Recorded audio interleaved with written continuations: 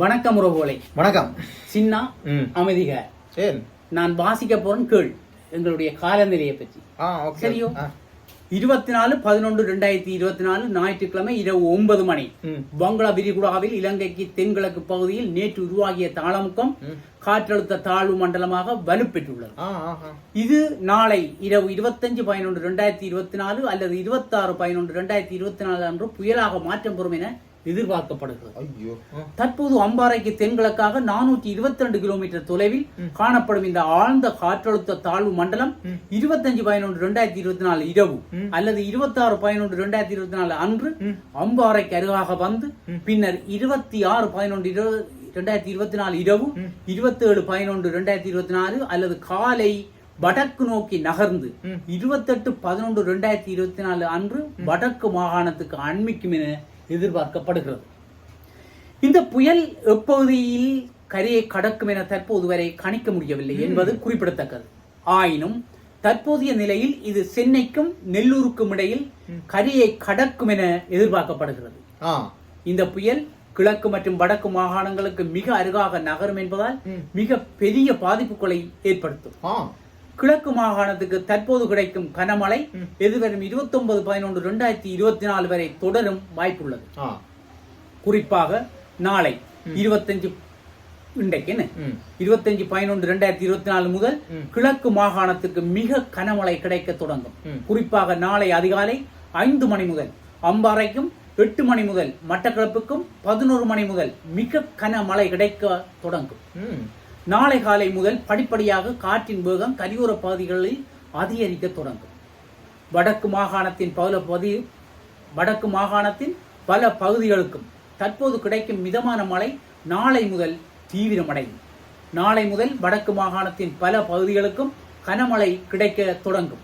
குறிப்பாக 26/11/2024 முதல் வடக்கு மாகாணத்தின் பல பகுதிகளுக்கும் மிக கனமழை கிடைக்க தொடங்கும். இம்மழை 30/11/2024 வரை கிடைக்கும். வடக்கு மாகாணத்தின் பல பகுதிகளுக்கும் நாளை பிற்பகல் முதல் படிப்படியாக காற்றின் வேகம் அதிகரிக்க வாய்ப்புண்டு. அன்புக்குரிய வடக்கு மற்றும் கிழக்கு மாகாணங்களின் உறவுகளை, இந்த புயல் எச்சரிக்கையை சாதாரணமாக கருத வேண்டாம். எதிர்வரும் 26ஆம் தேதி முதல் 28/11/2024 வரை கிழக்கு மற்றும் வடக்கு கடற்பகுதியிலே இப்புயல் நகரும். கரையிலிருந்து சராசரி 80 தொடக்கம் 120 கிலோமீட்டர் தூரத்திலேயே இப்புயலின் கண் நகரும். ஆனால் அதன் உள் மற்றும் வெளி வலயங்கள் 25, 26 மற்றும் 27ஆம் தேதிகளில் கிழக்கு மாகாண நிலப்பகுதியில் இருக்கும். 26, 27 மற்றும் 28ஆம் தேதிகளில் வடக்கு மாகாணத்தின் நிலப்பகுதிகளில் இருக்கும்.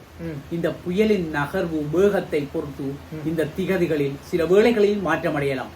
பொதுவாக கட்டமைப்பு ரீதியாக புயலுக்கு பகுதிகள் உண்டு. கண் மையப்பகுதி, இதனை அமைதி வலயம் என்று அழைப்பர். புயலின் மையப்பகுதி ஒரு இடத்தை கடக்கும் போது காற்றின் வேகமும் மழையும் குறைவாக இருக்கும். உள்வலியம், சுழிப்பு வலியம் புயலின் மிக ஆபத்தான பகுதி. இப்பகுதியில் மிக கனமழையும் மிக வேகமான காற்றும் வீசுவதோடு அத்தோடு இப்பகுதியிலே காற்று சுழற்காற்றாகவும் வீசும். எதிர்வரும் 25/11/2024 பின்னிரவு முதல் இப்பகுதியே எமது கிழக்கு மற்றும் வடக்கு மாகாணங்களின் மேல் நிலவும். வெளி வலயம், மலை வலயம், இவ்வலயத்தில் வரும் பகுதிகளுக்கு கனமழை கிடைக்கும். நாளை முதல் கிழக்கு மாகாணத்தின் சில பகுதிகளும் 26 முதல் வடக்கு மாகாணத்தின் சில பகுதிகளும் இதனுள் அடங்கும். இந்த புயலின் உள்வலயத்துக்குள்ளும் கிழக்கு மற்றும் வடக்கு மாகாணங்கள் வருவதனால் மிகப்பெரிய பாதிப்புகளை 2 மாகாணங்களும் எதிர்கொள்ளும்.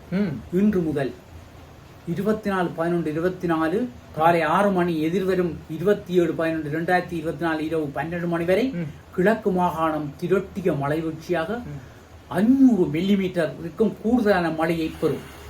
வடக்கு மாகாணம் நாளை 25ஆம் தேதி தொடக்கம் காலை 6 மணி தொடக்கம் 29ஆம் தேதி காலை 6 மணி வரை திரட்டிய மழை வீழ்ச்சியாக 500 மில்லிமீட்டர் இணை விட கூடுதலாக மழை வீழ்ச்சியை பெறும். நாளை முதல் கரையோர பகுதிகளில் காற்றின் வேகம் மணிக்கு 60 கிலோமீட்டரை விட கூடுதலாக வீசும். காற்றின் வேகம் 26/11/2024 முதல் மேலும் அதிகரிக்கும். கடற்பகுதிகள் மிக கொந்தளிப்பான நிலையில் காணப்படும். அரசாங்கமும் சிவப்பெச்சரிக்கையை வெளியிட்டிருக்கிறது. இதன் அர்த்தம் மிக பெரிய பாதிப்புகளை எதிர்கொள்ள தயாராக இருக்க வேண்டும் என்பதே பொதுவாக அனர்த்த நிலைமைகளில் அதன் தீவிரத்தன்மையை பொறுத்து மஞ்சள், செம்மஞ்சள், சிவப்பு என நிற குறியீடுகளை பயன்படுத்துவார்கள். சிவப்பு என்பது நாம் அதி உச்ச தயார் நிலையில் இருக்க வேண்டும் என்பது. போதுமான தயார்படுத்தலோடு இந்த புயலை எதிர்கொள்ள நாம் தயாராக இருக்க வேண்டும். வடக்கு மற்றும் கிழக்கு மாகாணங்களின் மாவட்ட பிரதேச நிர்வாக அதிகாரிகள், திணைக்கள தலைவர்கள் மற்றும் அதிகாரிகள் தங்கள் துறைகள் சார்ந்த மக்களுக்கு உதவுவார்கள். இயற்கை அனர்த்தங்களை நாம் நிறுத்த முடியாது, ஆனால் நாம் முன்னேற்பாட்டுடன் இருந்தால் அவற்றால் ஏற்படும் பாதிப்புகளை கணிசமான அளவு குறைக்க முடியும். இந்த காற்றழுத்த தாழ்வு மண்டலம் புயலாக வலுப்பெற்ற பின்னர் இந்த புயல் தொடர்பான பிந்திய நிலைமைகளை பற்றிய தகவல்களை குறிப்பிட்ட கால இடைவெளிகளில் குறைந்தது நாங்கள் ஒரு மணித்தியாலத்துக்கு ஒரு முறை தரலாம் என பகிர்ந்து கொள்கிறோம் என கூறப்பட்டுள்ளது. நாகமுத்து பிரதீபராஜ் அவர்கள் தெரிவித்திருக்கிறார். ஆகவே மக்கள் அனைவரும் கவனமாக இருங்கோ. உனக்கு என்ன நெஞ்சு பிரச்சனை இல்லை, கவனமா இருக்கணும். இது மாறலாம். காற்றழுத்தங்கள் சுழல்கள் சுழற்சி முறையிலே போய்கொண்டிருக்கும். சடையரண்டு திரும்பி கடல் பக்கம் திரும்பி அப்படி திரும்பினா கடவுளுக்கு நன்றி சொல்லுவோம். நல்லூரானுக்கு அரோகராண்டு நல்லூரானுக்கு நன்றி சொல்லுவோம் இல்லையா? நல்லூரானுக்கு நாங்கள் நன்றியை சொல்லி நல்லூரான வேண்டிக் கொள்வோம். வடக்கு மாகாணம், கிழக்கு மாகாணம், மேல் மாகாணம் எங்க நாடு தானே, எங்கட நாடு இதுல இருந்து தப்பிக்கும் இல்லையா? மக்கள் பாவம், மக்கள் கஷ்டப்படுவார்கள். மீனவர்கள் தயவு செய்து கொஞ்சம் பொறுத்திருந்து கவனமா இருங்க, போக வேண்டாம் என்றுதான் நாங்கள் சொல்ல வேண்டும். ஏனென்றால் அப்படியான சாப்பிடுங்க.